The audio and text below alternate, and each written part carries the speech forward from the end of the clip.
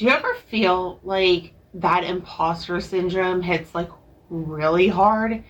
Like you're at level 10 and somebody from level 3 asks you how to get to level 4 or 5, and even though you're well past that, you're just not sure that you're qualified to give the information to get them there.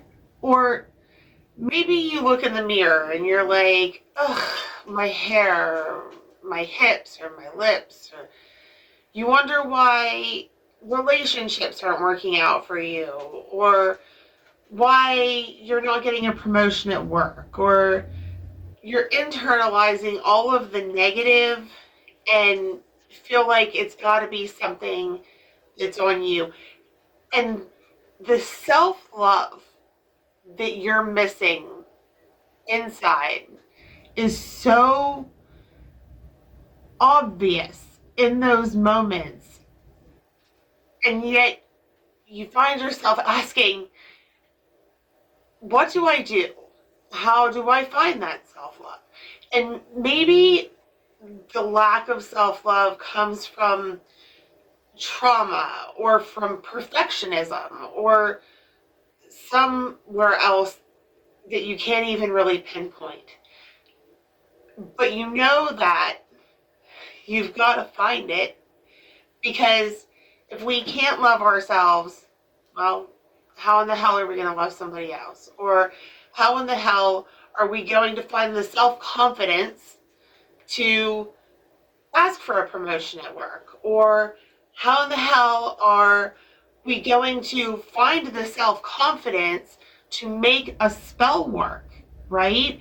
Because without the confidence and the knowledge that you can put the energy into a spell to make it work, it's not going to work.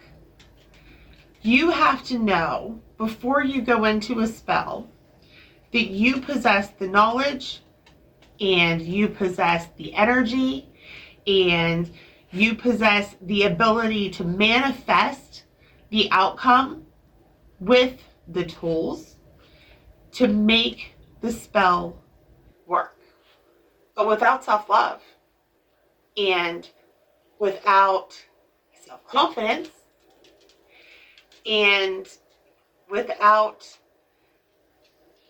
the ability to see yourself with the strength that you have within you, you can't make any of that happen. You just can't. So, for today, I want to teach you a spell that will maybe help amp up your self-confidence. Now, of course, when we talk about self-confidence and imposter syndrome and things like that, it can all, a lot of the times, be traced back to some kind of trauma response. You know, a lot of times in adolescence, we experience some sort of trauma that ends up having some kind of negative effect on our ability to believe in ourselves, to see ourselves for having the strength that we have, for having the knowledge that we possess, despite maybe even having degrees or years of experience in a particular field. We still somehow manage to convince ourselves that we lack the capabilities to be knowledgeable or sufficient in whatever that thing is.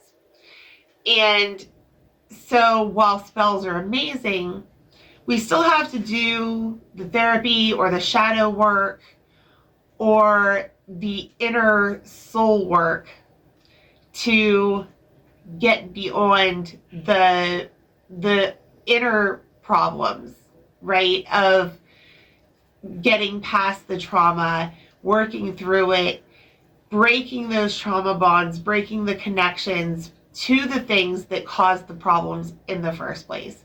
Because if we don't do that, then a spell may just be a cover-up or a quick fix, a band-aid, if you will. So spells are great, but we still have to do the hard work. Today, though, this spell is something that's simple, and I love the idea of doing it while you're doing, say, a ritual bath, or just taking a nice hot bath, maybe with some Himalayan salts or some Epsom salts or something like that, to help you relax, taking a hot shower even, and then letting this spell process while you're doing that. Some self-care while this spell processes. Chef's kiss. So let's get into this spell and talk about the ingredients and how to make it work.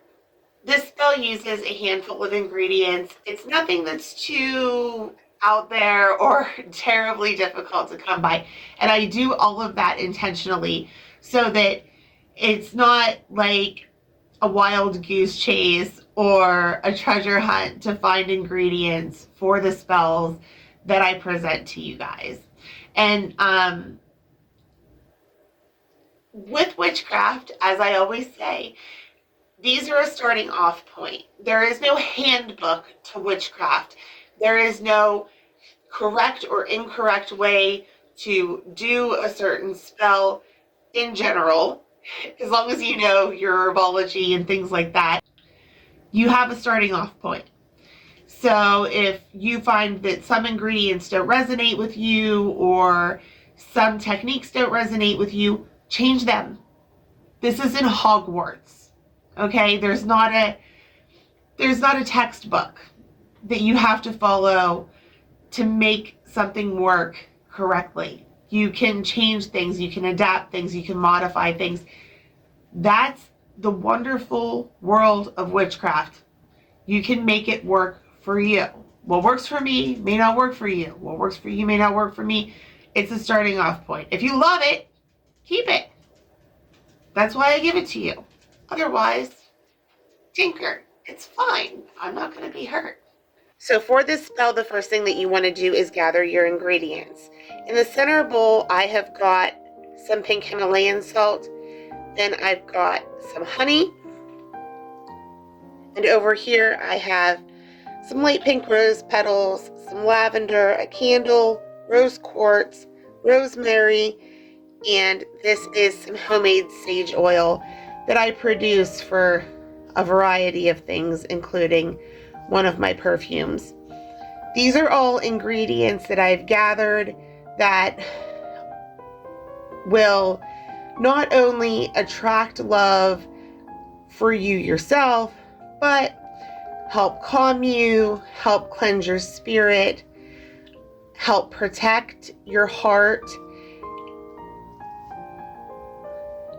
And so working all together, these will be a perfect combination to help support self-love and healing. First thing that I'm going to do is take some of my sage oil. And this is the one thing that may be slightly more difficult to come across. If you can't find sage oil, I would recommend going ahead and just using some sage.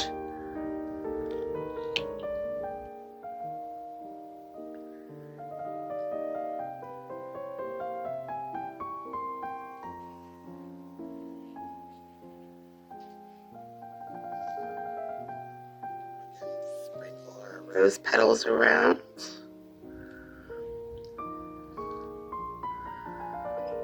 These are, of course, going to attract love. Lavender also attract love and also help bring a calmness to your life. If you're dealing with anything regarding self-esteem issues or anything like that, I know that that is a stressful situation to be in. I've been there myself, and a little lavender can definitely help calm that feeling in you.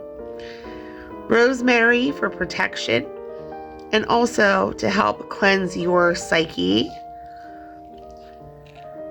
We're going to do just a little sprinkle of rose quartz in there.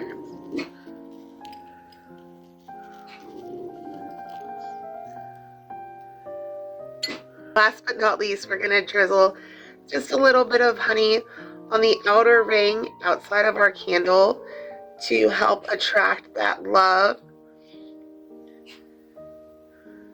of course, for ourselves.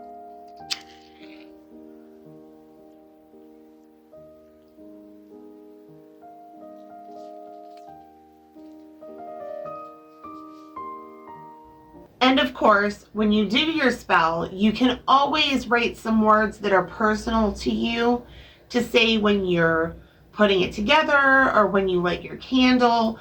I would offer some, but sometimes spells like this are super personal, and if I were to write some for you, it may not work as well as if you were to write them yourself.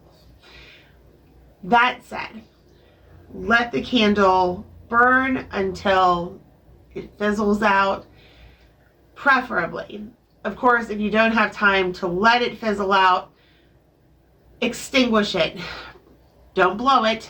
Extinguish it with an extinguisher. And then, hopefully, when it's all said and done, you'll feel so much better. And again, pair this with some self-care, a hot bath, a wonderful shower, maybe a face mask or a great body treatment. Do something for you while this self-care spell is working. And when it's done, you can maybe find a little relief and a little bit more power within you. And until next time, we'll talk soon.